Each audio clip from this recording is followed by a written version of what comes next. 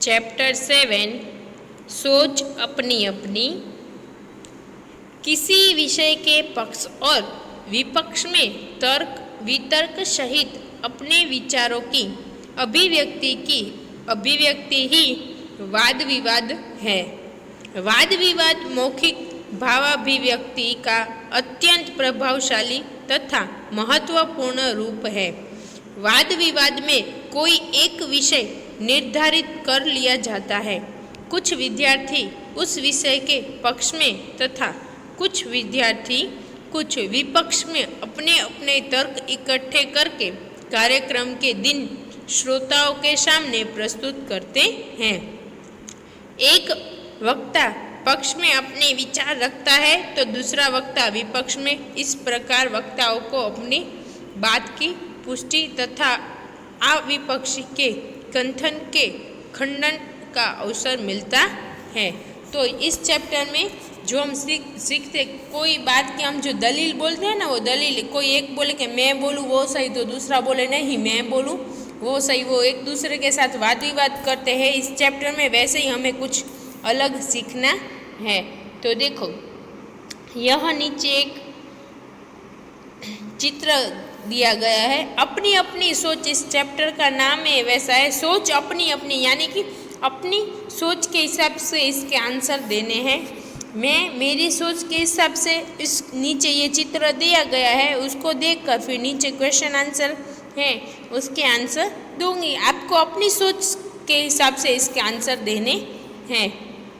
तो इसमें पहला है नीचे दिए गए चित्रों को ध्यान से देखिए, फिर उन पर आधारित प्रश्नों पर कक्षा में वाद विवाद करवाइए।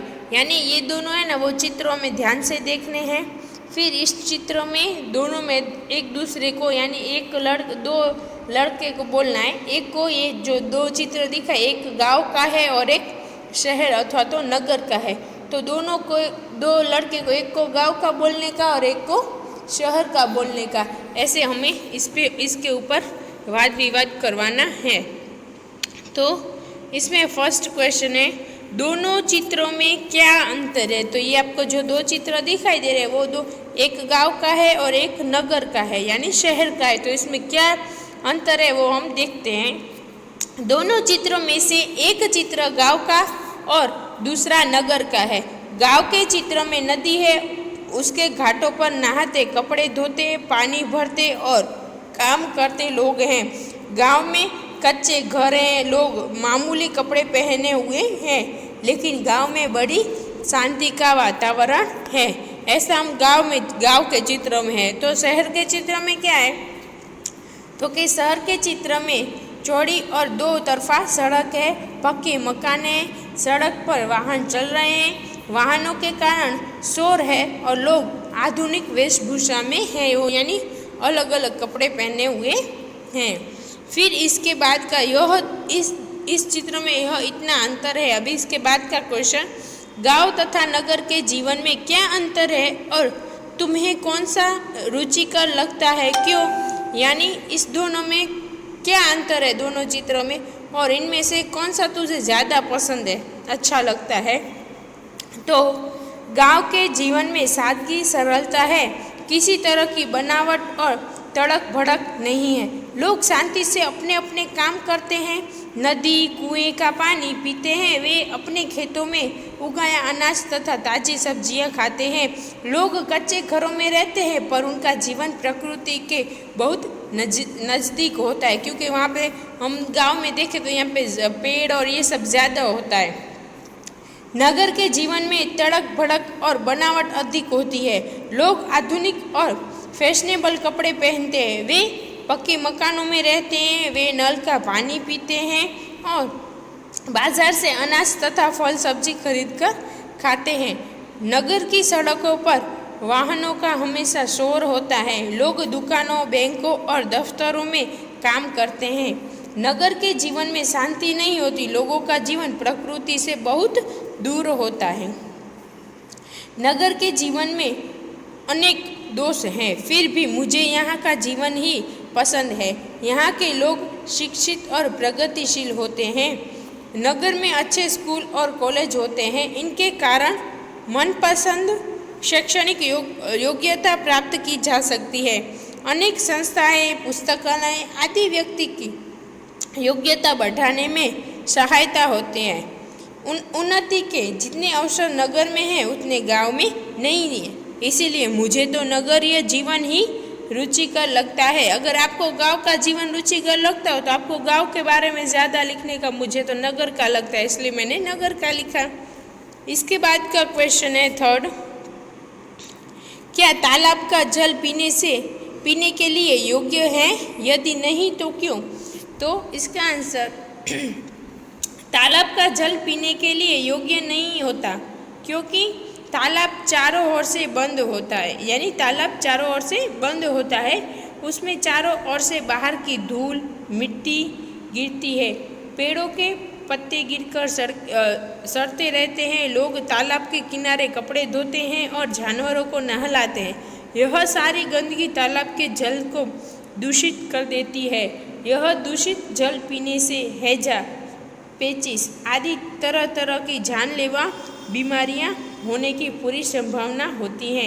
इसीलिए तालाब का जल पीने के योग्य नहीं होता। नदी के से पी सकती, नदी है ना वो बहती है, यानी उसके साथ सब चला जाता है, लेकिन तालाब का पानी तो वहाँ पे ही रहता है, वो कहीं आगे नहीं जाता। फिर इसके बाद है, नीचे दिए हुए मुद्दों के आधार पर विज्ञान वरदान या अभिशाप इस विषय के एक पक्ष पर अपने विचार कारण सहित प्रस्तुत कीजिए। इसमें नीचे दिए गए हैं, प्रदूषण, बिजली, अंतरिक्ष की खोज, डॉक्टरी सुविधा, दूरभाष, कंप्यूटर, परमाणु बम, पिस्तौल, यातायात, ग्लोबल वार्मिंग। इसके आधार पर आपको आंसर, ये जो दिए गए हैं उसके आपको आंसर आपके हिसाब से इसके विज्ञान वरदान है या अभिशाप, इसके बारे में चर्चा करनी है। कौन शक्तिशाली है, कलम या तलवार? अपने विचार कारण सहित बताइए। आपको कलम बड़ी या तलवार बड़ी, इसके बारे में आपको अपने हिसाब से बताना है। तो चलो मैं भी आपको बता देती हूँ। कलम लिखने का काम करती है और तलवार युद्ध में काम आती है। दोनों काम तो आती है। कलम के साथ दिमाग की शक्ति जुड़ी है और तलवार के साथ हमारी शारीरिक बल जुड़ा है। कलम कविता, कहानी, उपन्यास, जीवन चरित्र आदि लिखती है, जैसे तलवार गले काटती है और खून बहाती है। कलम आनंद देती है, उससे समाज के सुख शांति का प्रसार होता है। वह लोगों के दिल जीत लेती है, वह बुरे को अच्छा बनाती है। रामायण पढ़कर कितने ही रावण राम बन गए। गांधी जी की आत्मकथा ने कितने ही बुरे लोगों को अच्छा बना दिया है।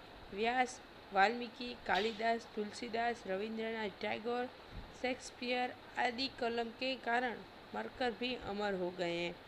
कलम ने कई सिंहासन पलट दिए हैं। फ्रांस की राज्य क्रांति रूसो वाल्तेयर की कलम की ताकत से ही हुई थी। तलवार रक्षा का साधन जरूर है, पर उसकी शक्ति कुछ समय तक ही रहती है। कलम की शक्ति युग युग तक छाई रहती है। इसलिए मेरे विचार के हिसाब से तलवार की अपेक्षा में कलम ही अधिक शक्तिशाली है। जितना कलम काम कर सकती है उतना तलवार कर सकती नहीं है। इसीलिए तलवार से कलम ज़्यादा शक्तिशाली है। फिर इसके नीचे का दी गई सामग्री पढ़िए और उसके आधार पर प्रश्न के उत्तर दीजिए। यानी कि ये न्यूज़पेपर का एक छोटा सा, देखो नीचे ऐसा पर हिंदुस्तान 5 अक्टूबर 2007, यानी उस न्यूज़पेपर में आया था। तो ये क्या है, चलो हम देखते हैं। बहुत दूर जन्म ले रहा है धरती जैसा ग्रह, यानी ये पूरा पढ़कर आप इसको नीचे के क्वेश्चन के आंसर हमें देने हैं। नासा की दूरबीन ने दिखाई पृथ्वी के जन्म जैसी तस्वीरें। 424 प्रकाश वर्ष दूर है ये नया ग्रह, यानी 424 ईयर के बाद ये नया ग्रह का जन्म होगा। शिकागो हमारी पृथ्वी से 424 प्रकाश वर्ष दूर गर्दो गुवार के बाद धरती जैसा एक ग्रह आकर ग्रहण कर रहा है। तो यानी इतने वर्ष के बाद ये एक ऐसा लग रहा है कि ये 424 प्रकाश वर्ष के बाद ये पृथ्वी जैसा ग्रह जन्म ले रहा है। वैज्ञानिकों के मुताबिक 1 करोड़ से 1.6 करोड़ वर्ष को उम्र वाले इस ग्रह का सौरमंडल अभी मुश्किल से किशोरावस्था में है, लेकिन जॉन हॉपकिंस यूनिवर्सिटी के एप्लाइड फिजिक्स प्रयोगशाला के मुखिया कैरी सिसे के मुताबिक यह पृथ्वी जैसे ग्रह के जन्म लेने की बिल्कुल सही अवस्था है। यानी कि अभी ये अवस्था है, यानी किशोर अवस्था है। तो जैसे अभी जो हम बोल सकते हैं कि 424 ईयर के बाद आने वाला है, तो ये इसकी किशोर अवस्था है, वो इतने छोटे से बड़ा ऐसे होता जा रहा है, उसकी बिल्कुल सही अवस्था है। इस सौरमंडल के 2 तारों में से एक के इर्द गिर्द धूल की गहरी रिंग बन गई है। देखो आपको ये चित्र में रिंग जैसा गोल गोल दिखाई दे रहा है। वो वैज्ञानिकों के मुताबिक यह रिंग सौरमंडल के बसने योग्य क्षेत्र में जमा हो रही है, यानी सौरमंडल के बसने योग्य जहाँ पे क्षेत्र है ना सौरमंडल का, वहाँ पे जमा हो रही है। और एक दिन इस जगह पर धरती जैसा मिट्टी पत्थर से बना ग्रह जन्म लेगा। इसी जगह पर धरती जैसा मिट्टी पत्थर से बना ग्रह जन्म लेगा, जिसमें पानी भी मौजूद होगा, यानी पानी भी होगा। सिर्से कहते हैं कि सूर्य जैसे तारे के चारों ओर धूल को ऐसी पट्टियों का जन्म लेना बहुत दुर्लभ घटना है। यानी कि वो तारे जैसी, देखो ये आपको चमक रही है, बीच में गोल है, फिर इस तारे जैसे चमक रही है, यानी वो पट्टी है पूरी,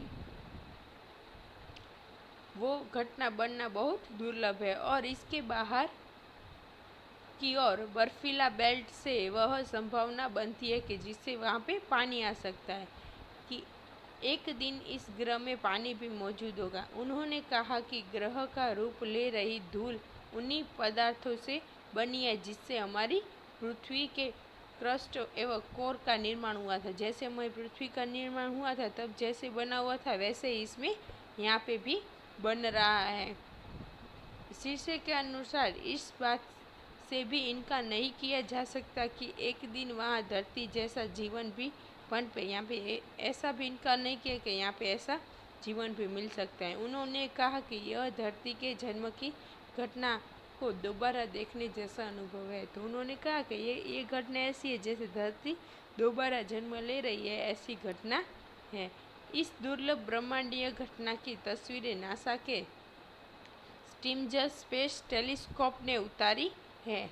वैज्ञानिकों के मुताबिक इन दृश्यों को धरती तक टेलीस्कोप तक पहुंचने में 424 वर्ष लग गए, लेकिन एक नए ग्रह के जीवन की तुलना में यह पल के झपकने जैसे हैं। यानी भले ना इसको टेलीस्कोप तक आने में भले इतने साल लग गए, पर ये एक ऐसी अच्छी घटना है जैसे जीवन मिल रहा है, नए ग्रह का जीवन, वो देखना भी बहुत अच्छी बात है। उन्होंने बताया कि इस ग्रह को हमारी पृथ्वी जैसा रूप ग्रहण करने में अभी और 10 करोड़ साल लग सकते हैं, क्योंकि ये ग्रह बनने में बहुत टाइम लगता है, इसलिए अभी और 10 करोड़ साल तक भी लग सकते हैं। फिर इसके नीचे की क्वेश्चन आंसर है, अंतरिक्ष की किस घटना में से वैज्ञानिक उत्साहित हैं? पृथ्वी जैसा ग्रह बनने के लिए अंतरिक्ष में किस प्रकार की स्थिति होना आवश्यक है? फिर ये रेखा खींचकर सही जोड़ मिलाइए। तो यानी इसके जोड़ का हम बोलते हैं वह करना है।